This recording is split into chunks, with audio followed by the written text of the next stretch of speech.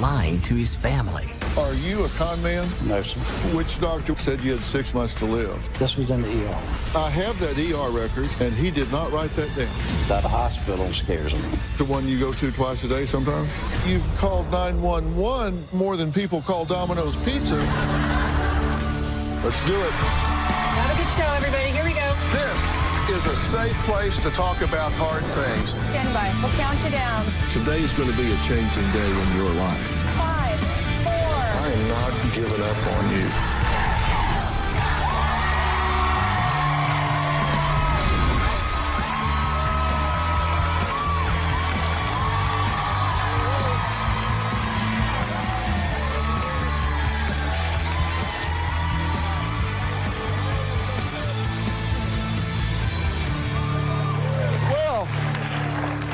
Is a former firefighter, EMT, who now claims to be in the fight of his life due to a long list of very serious health issues, including a dead liver from liver cancer and multiple heart attacks just this year. But there's just one hitch. All 3 of his daughters say their dad is a master manipulator, a liar, has extreme Munchausen's, and is not as sick as he pretends. His sister Terry also believes her brother is faking illnesses for attention, and it's hitting her niece Hillary the hardest. Terry says Carl went from being everyone's favorite to almost destroying the family with all of this nonsense. Take a look. Carl's constantly lying about his illnesses. It's a strong possibility that Carl has Munchausen syndrome. Carl claims he has kidney cancer, bladder cancer, liver cancer. Carl did say that he had kidney failure. He's claimed that he's had 7 or 8 massive heart attacks, 2 last week. I'm having chest pains right now. I think this year he was probably calling 911 once, twice a week. Carl's claimed that he's needed triple and quadruple bypass surgeries, and that's not true. When he tells me that he had a heart attack and he's walking out of the hospital within an hour, that's a lie. Carl's told me multiple times that he's dying. Carl takes insulin for his diabetes. I have to stick myself either injections or checking my blood sugar at least 25 times a day with a needle. But Carl also drinks 10, 12 or more Pepsis a day. Why are you smoking? Why are you drinking these Pepsis? Why don't you do something to extend your life for your children? And it's like I'm talking to a brick wall. Carl takes a lot of different pills every day. Blood pressure medication, medication for his diabetes, high blood pressure. Carl posts a lot of pitiful, poor me posts on Facebook. Carl's relationship with his daughters is very strained. Everyone basically is done with Carl. Over the years, I've given Carl tens of thousands of dollars. Carl called me and told me last month that he hadn't eaten in like 20 days. I didn't believe that at all. If you don't eat for 20 days, you're not gonna be alive. I don't give Carl money anymore. He's a manipulative, self-centered person, and he has no feelings for what he does to anyone else. Well, you don't have to guess where she's.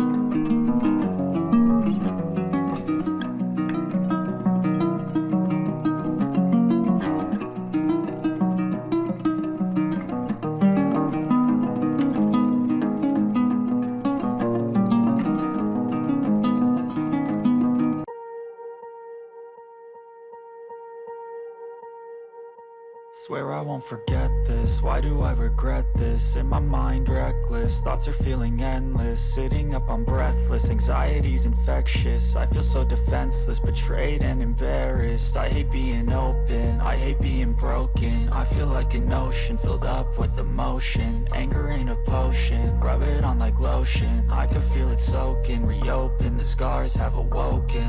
I can't move on till I let go. I feel so lost, never at home. Need to be strong, every breath hold. Cause I can't move on till I let go.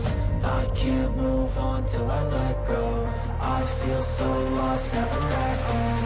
Need to be strong, every breath hold. Cause I can't move on till I let go.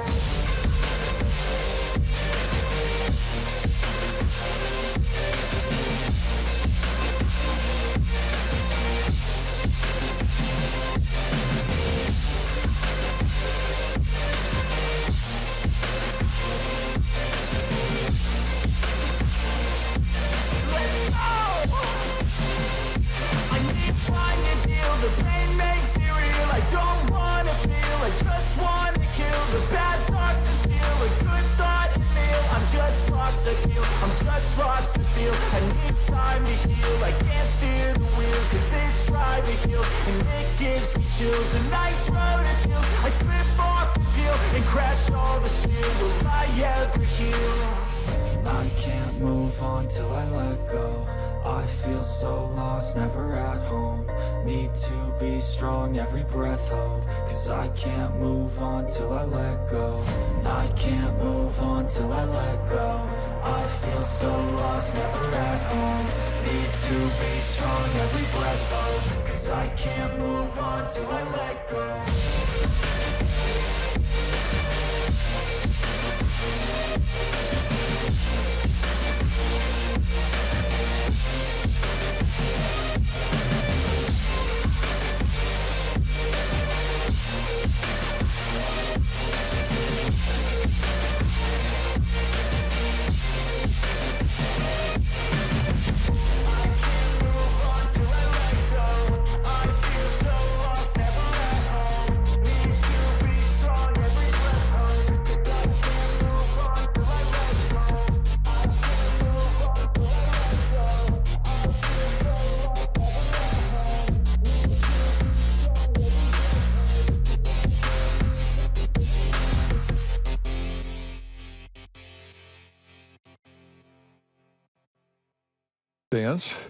Carl's daughter Hillary says her dad harasses her nonstop about his health problems and fake illnesses, and she just can't take it anymore. Take a look. My dad is a very good manipulator, con artist, and liar. My dad has been faking illnesses for 18 years. My father keeps himself sick on purpose. My dad takes an extraordinary amount of medication every single day. Celexa, isosorbide, whip, carbendazole, Zantac, Seroquel. You know, I really can't remember what they give it to me for. I do believe my father has Munchausen syndrome. Like, he'll eat a pack of gum and then call the ambulance because his blood sugar is high. My dad calls 911 sometimes 6 times a week. I believe my father's been in the emergency room at least 200 times in the last year. He has shut out everyone except for me simply because everyone else has given up dealing with him. I'm the last person that puts up with his. My dad will start calling my phone 6 o'clock in the mornings, and if I don't answer, he'll call and call. And when I answer it, he's begging me for something, whether it be money, Xanax, food, cigarettes, anything. When I cannot provide it, he starts cussing at me. This is ridiculous. I'm very sick of it. He has called me multiple times telling me he was dying, that he had like 3 to 6 months to live. That is not true. It is very unfair to me. Okay, why do you think this is going on, and when did it start? You said he used to be everybody's favorite, life of the party, fun guy. Absolutely, he was. When did it switch and why? I think it switched probably in 97, maybe 96, and I don't really know why it switched. My father passed away in 97. You know, Carl had a back injury, started taking pain medications, and first it was Xanax, and he started taking pain medications and stuff. He became a different person. You've confronted him about this. What have you said to him? I've told him, I said, you know, Carl, you've got to stop doing the pills. He lies really bad about, you know, all these different illnesses that he has. And, you know, it's just kind of like you get to the point where you don't believe him anymore, you know. And I've just told him, I said, you're destroying your life. You're destroying your children. But what's he say about it now? When you say, don't believe you, this is crazy, don't believe you, you stop doing this. What's he say? I'm not lying. I am sick. You know, I've had kidney cancer. I have, you know, kidney failure. He told us 6 years ago that he was in renal failure. And my husband's like, well, what about dialysis? Oh, hell, I'm not taking that. I'm not doing that. Well, when we say that he's used his dying language, this catastrophic language, here's some of the language that have come out in text. He says, and these are quotes, 4 heart attacks in 4 days, pray for me, I love you. This is like, I'm on my way out. Yeah. Pray for me, I love you. Next, quote, maybe the last time you talk to me, I love you. Quote, I'm going to die. Quote, I have a 5% chance of keeping my leg. Quote, I'm in the hospital with a very bad blood infection. Quote, I'm sorry for all I've done wrong to you. Quote, I'm scared of bottoming out in my sleep. I mean, just all of these, like, adios. Oh, I'm out. He's pitiful. He's got that rolled down. How do you respond? You've gotten some of these. Some of these are to you, not all of them. How do you respond? A lot of the times I don't respond to him. I just kind of keep it to myself. It's hard to respond to him because when you try to question him about it, he just tells you, well, go ask the doctor. But then when you tell him you have talked to the doctor and the doctor said that's not true, he'll tell you, well, they're a liar. Well, my theory is people don't do things in a pattern, in repetition, without some kind of payoff. You don't do it unless you get something out of it. Right. Okay? All of us, everybody, anything we do in repetition, we do it for a payoff. What is his? Attention is one of the things that he does, but he also does it because he's hoping that you'll feel so sorry for him that you'll give him money. Well, then that's his payoff. That's his payoff. Sympathy. Sympathy. Money. Is that why he puts these things up on Facebook? He puts these posts up on Facebook. If he hit his head, I guess, and he's got a picture with grandkids there, and his leg scuffed up. He puts these up on Facebook for everybody to see. Like, hoping that everybody will just feel sorry and call him and say, oh, Carl, what can I do for you? He's actually gone so far as asking for money, right? Yes, sir. Because January 6th, I mean, we're talking not long ago, I went to the doctor today and he said my liver was gone and I can't expect to live much longer. If you can help with donations for my medication, please send. Please help if you can. My life depends on it. Do people send money? No. No. I used to give him money. That's the thing. That's the reason he's put these kind of things up is I cut him off about 7 years ago. And now he's begging for everyone. No one's going to send him money. No one believes him. You say he just flat out told you that he had liver cancer and lymph node cancer, right? Yes. He didn't say, I might have, maybe, sorta, it's a possibility, hope I don't. He hasn't. He has. He just said, I have liver cancer and lymph node cancer. And I have 36 months to live. Right. And that was 12 months ago. Carl is here, I hope. So coming up, he told his family he has lung cancer, liver cancer, lymph node cancer, kidney and bladder cancer. He had 4 heart attacks within 4 days just this month. So if miracles happen, he's going to walk out here and we're going to hear what he has to say after the break.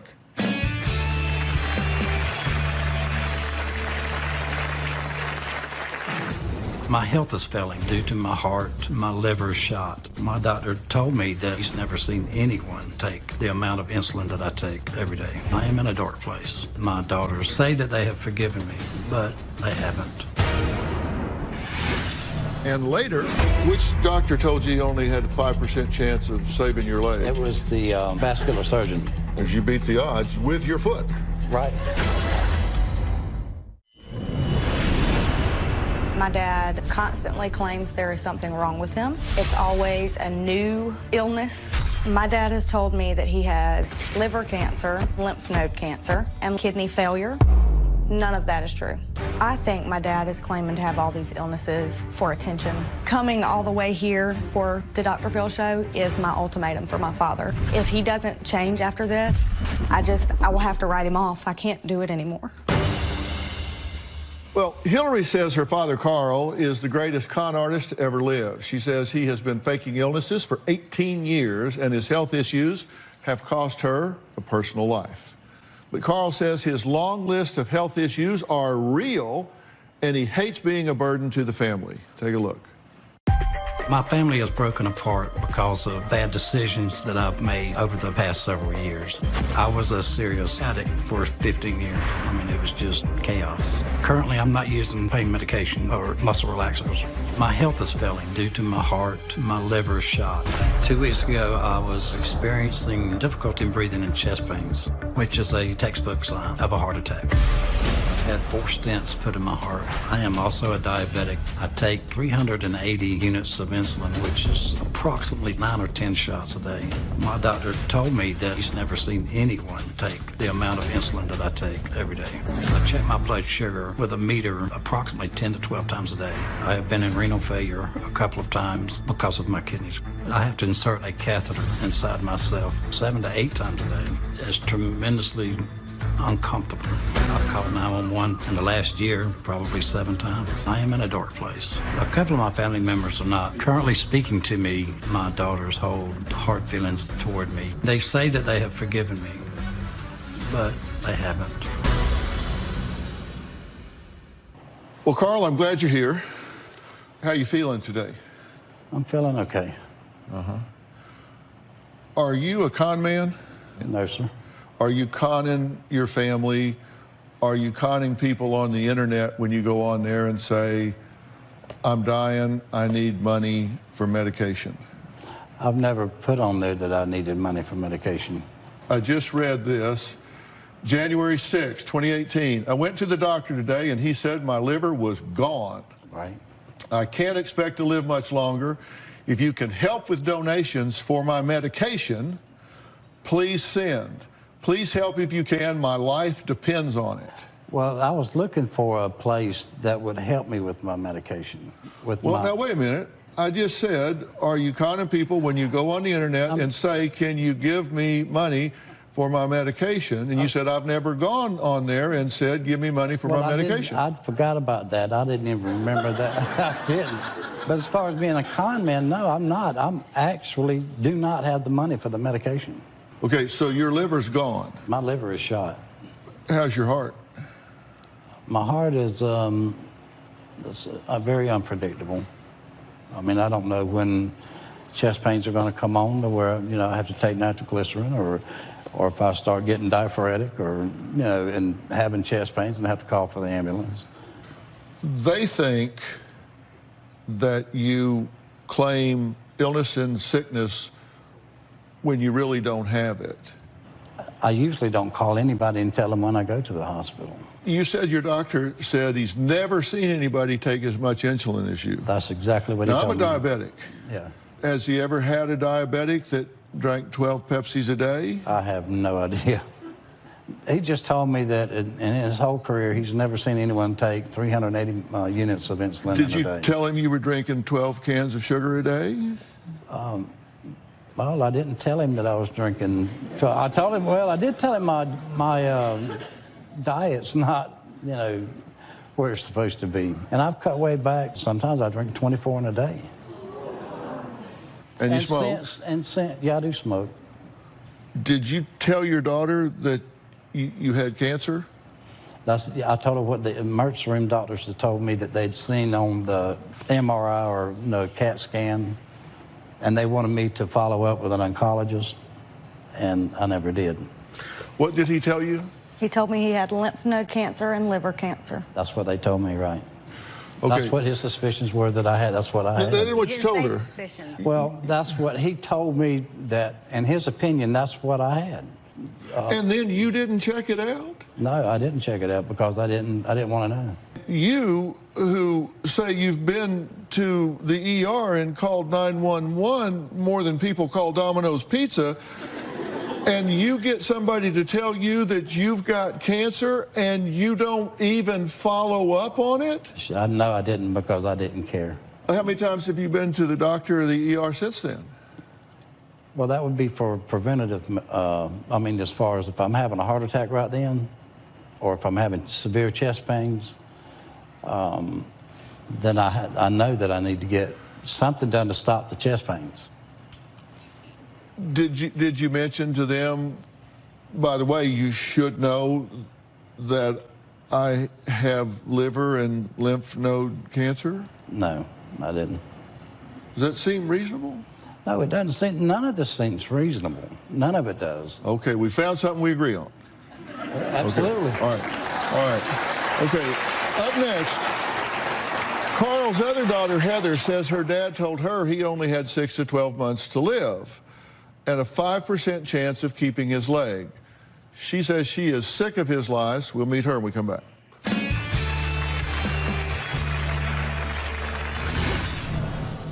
That hospital out there scares me. We have the records. You've been there twice a day. What were the reasons I was there? Do you remember? I'm glad you asked. Thank you. We're just talking about 17 and 18. And later, you don't have cancer, right? As far as I know. You didn't have 4 heart attacks in 4 days in a row. When you were working as a firefighter and EMT, what would you have said? I would jump on somebody's ass for doing the same thing. My dad does put me through hell with things that he does. My dad has cancer 1 week, and the next week he has 3 heart attacks. My dad has claimed that he's had 100 heart attacks in a year. I don't think he's ever had one real heart attack. I think he's just full of crap. I do not want him in my life right now. Well, that was Carl's other daughter, Heather, who also says she's at a breaking point with her father, who she says fakes illnesses, including cancer. Thank you for joining us. I know this is very frustrating to you. Now, Melody is Heather and Hillary's older sister who wrote into the show about what she calls her father's extreme Munchausen. She's joining us on Polycom today. You've been listening along, right, Melody? Yes. What's your answer to the why? I don't know. I don't understand. First off, do you think that you're maybe not as sick as you sometimes think you are? I do feel that way, yeah. That sometimes I'm not, or I don't know if it's that or desperation, that maybe all the stuff that's been told to me from these different doctors. I don't know who's telling me, you know, the exact straight truth. Which doctor told you you only had a 5% chance of saving your leg? It was, that was the vascular surgeon. He was apparently wrong, right? Well, I mean, no, I don't think he's wrong as far as the circulation into my foot and my leg. I don't. You fell into 5%. You kept your foot. Yeah, I did. So far, yeah. Which doctor was it that said you had 6 to 12 months to live? The doctors that was in the ER that said that if the lymph node and if it was the liver cancer, then, you know, you're not looking at long at all. Oh, so he actually told you what he thought you had and how long you had to live? Exactly. Sure did. No. No.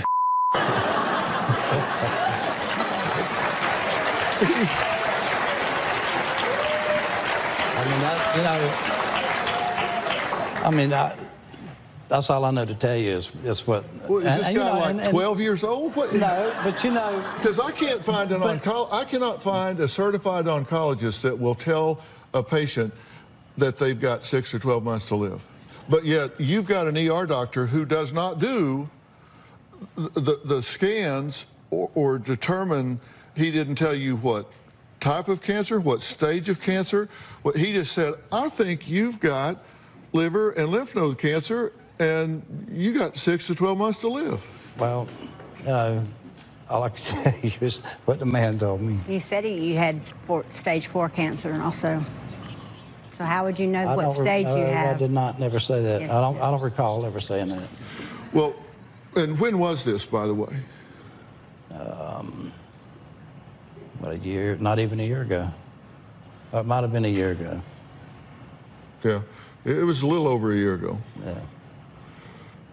which would make him wrong. Yeah, of course. As you beat the odds, you beat 12 months with your foot. Right.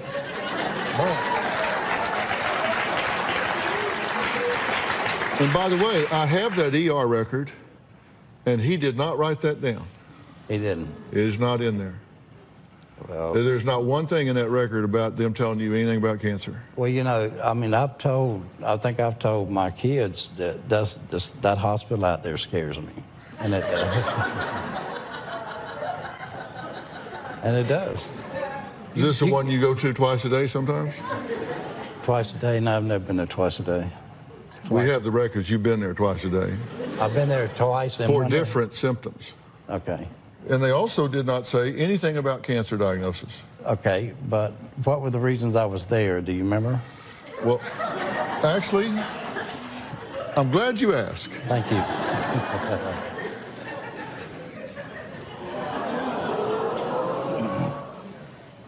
Because here are the things that you have claimed when you have gone in.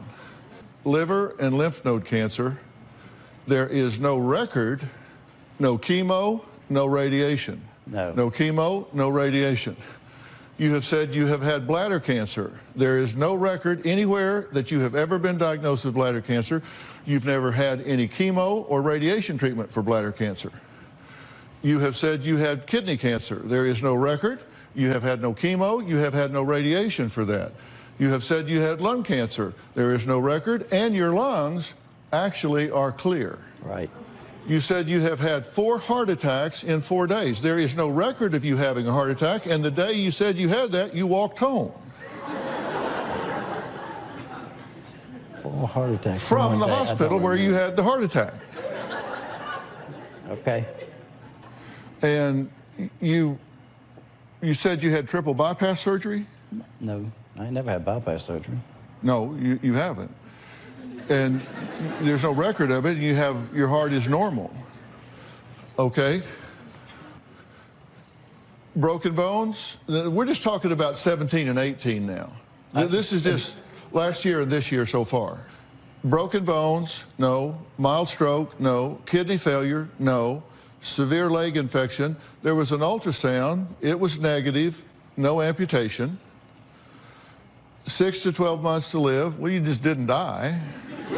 Okay. I mean, as comical as it might sound, the broken bones, I broke both my legs and both my ankles at the same time. In 14. That was in 2014, not in 17, 18. No, I didn't. I never said it was in 17 or 18. Yes, I never you did. Said... Well, there aren't versions of the truth, and when you're just making things up, it's hard to remember when you said what to who. I understand that, too. Coming up, Terry says Carl just has no dignity and doctor shops for prescriptions. Is Carl really sick here? We'll talk about that when we come back.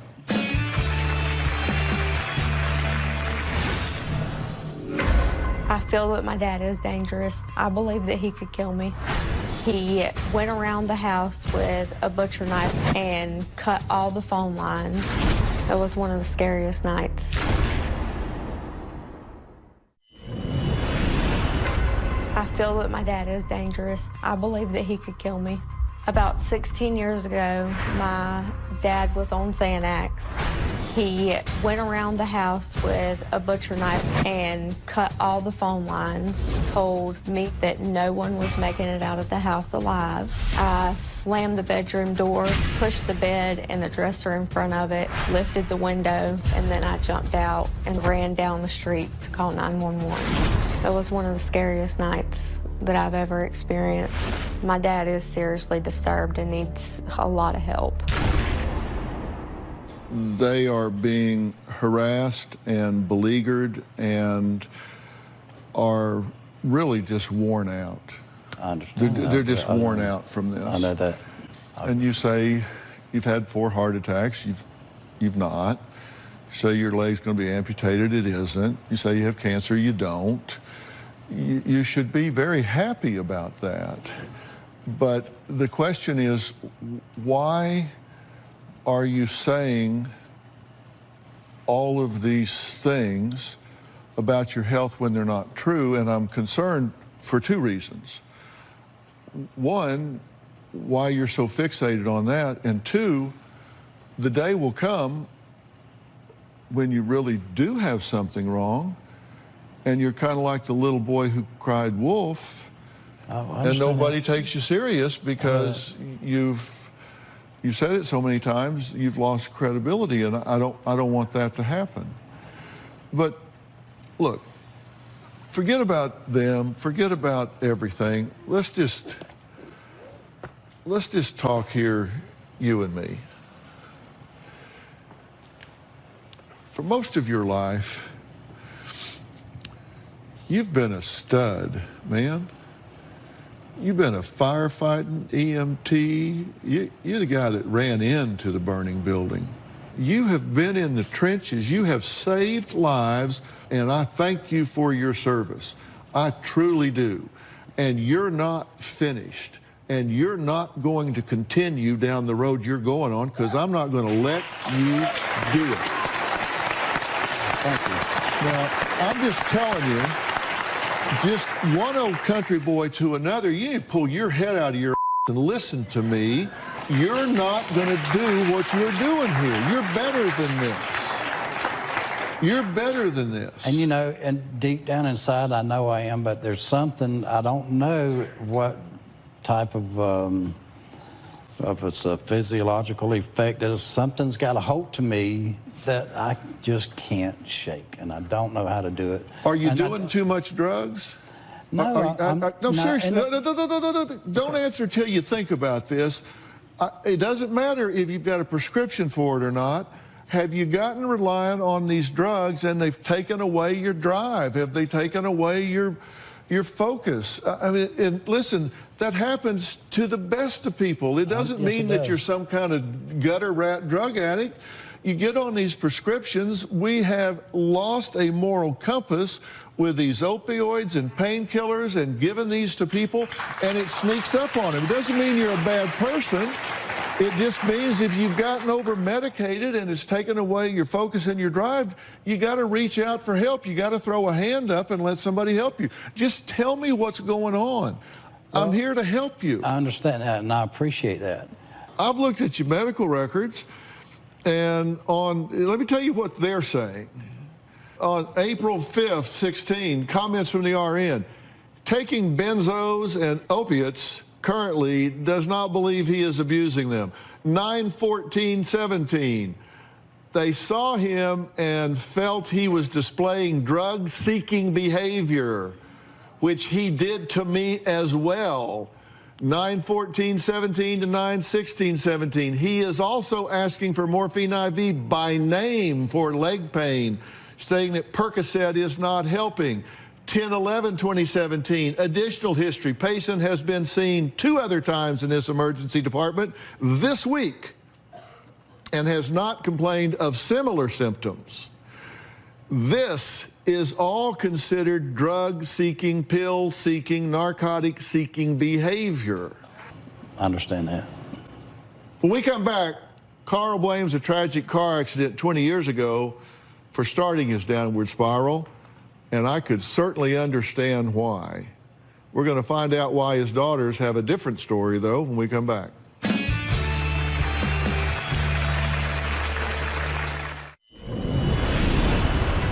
Carl's a totally different person when he's doing drugs. He and I got into a fight at the hospital when my mother was passing away. First time I've ever cussed him out while she was dying. He was down in the emergency room getting pain pills. That's disgusting. I'm not going to have that in my life anymore. Well, Terry and her nieces have all been shaken to the core by Carl's erratic behavior, but there's a tragic event from the past that haunts this entire family. Take a look. Carl's daughter Jessica got killed in a car accident about a week after she turned 16. Heather was in the car with him. I remember every detail like it was yesterday. We were T-boned on the driver's side where my sister was. I had a broken pelvis. Jessica lived until about 4 o'clock the following morning. That hit me extremely hard. I was just inconsolable.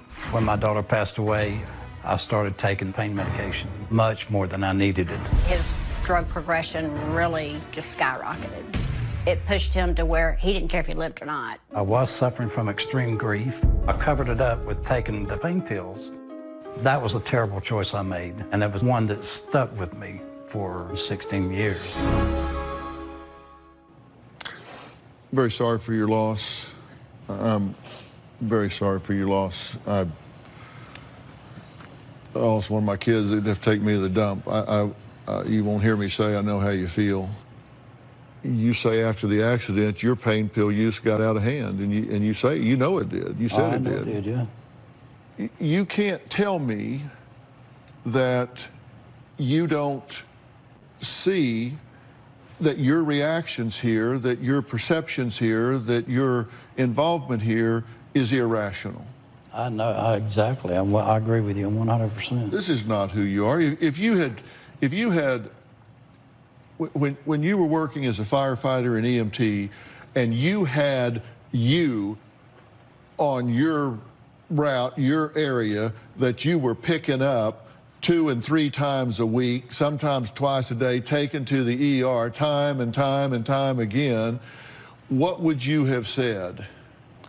You pick somebody up, you brought him back, and nothing wrong with him. Pick him up, bring him back, nothing wrong with him. Pick him up, bring him back, nothing wrong with him. You'd have been said, hey, come on, stop wasting resources here. Right.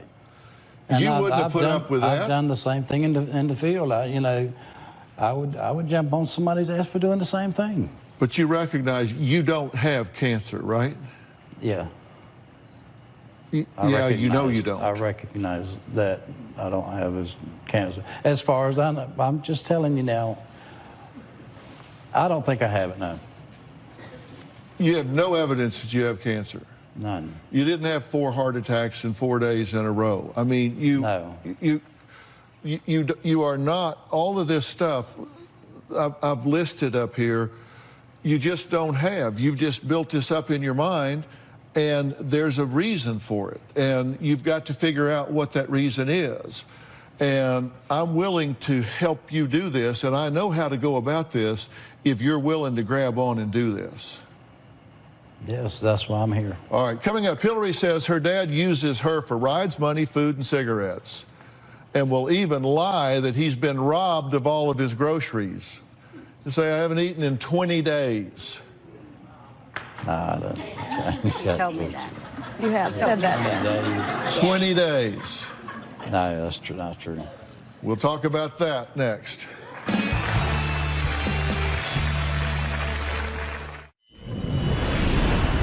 My sister Hillary is still involved with my dad on a day-to-day basis. It does worry me. He does manipulate Hillary for attention, for money. Everyone else basically is done with Carl, except for Hillary. And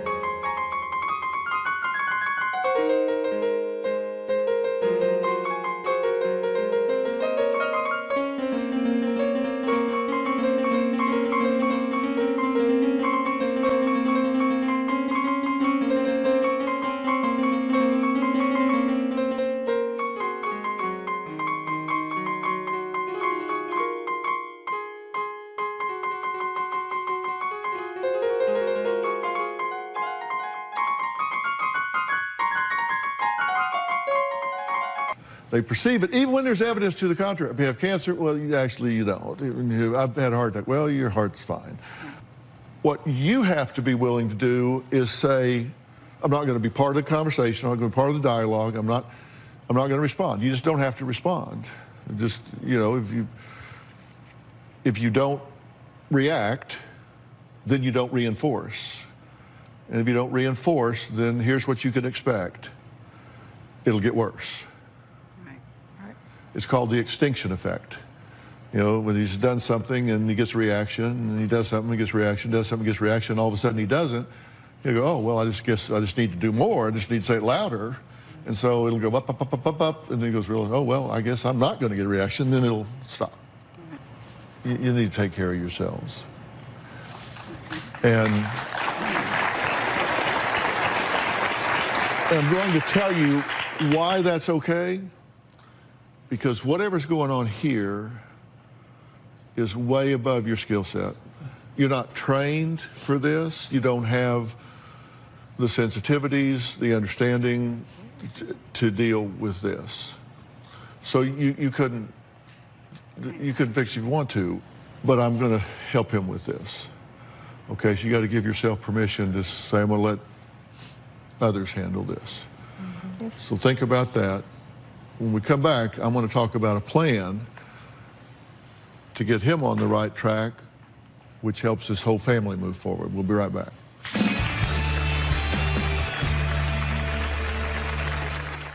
There's 3 things that I want you to do for me, okay? Okay. Number 1, I want to find out where you really are. I want to send you to a real diagnostic team. And I want you to agree to let them report back to me, and I'm talking in detail what's going on with you. I want to send you to the P&P Center in Dallas, Texas. And I want them to do a full evaluation of everything about you, which would seem to be playing into your preoccupation with this. But I want to get a baseline of where you are. Number 2, I want to get you engaged with a therapist. And I can do this. You have a computer, right? I can do this through Doctor On Demand. And Doctor On Demand is a company that I have with my son Jay, and it's an app you can download on your computer, and you can do it from anywhere you are, whether it's home or on the road or wherever. You can come face-to-face with a board-certified and licensed therapist that can work with you from the privacy of your own home and work through these issues. And I'm going to handpick this person, and I'm going to show them this whole exchange that we've had and give them the whole file that I have to start working with you. Then third, I'm going to get you a trainer, and you're going to start working on your health instead of your sickness. You're going to start working on getting yourself in shape. So what do you think about that plan? I think that's an excellent plan, and right. That's something I really want to do. All right, you got to do it. All right, if you at home want to have your own Doctor On Demand, go to Google Play Store or iTunes App Store, and you can download the Doctor On Demand app. It truly is great. I want to thank all of my guests today, and a special thanks to Dr. Frank Lawless at the P&P Center, where we're going to get a good baseline on him. For more information about today's show, you can log on to drphil.com. Tell us what you think on Facebook and Twitter, and you're going to let us know how things go as we move forward, right? Yes, sir. Does this sound like a plan to you guys? Thank you. Thank you. I also